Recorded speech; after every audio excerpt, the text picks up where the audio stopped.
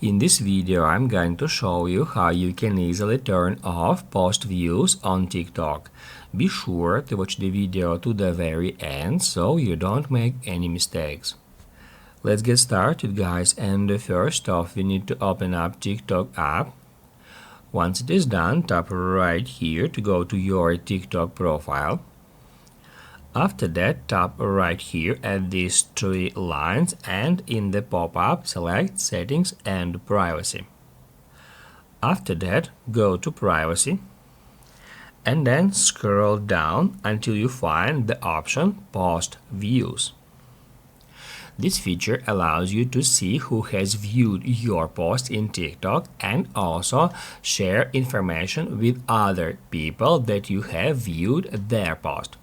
If you disable it by tapping right here at that switcher, other users will not see that you have viewed their posts, but you will not know who has viewed yours. If this video was helpful for you, don't forget to hit the like button.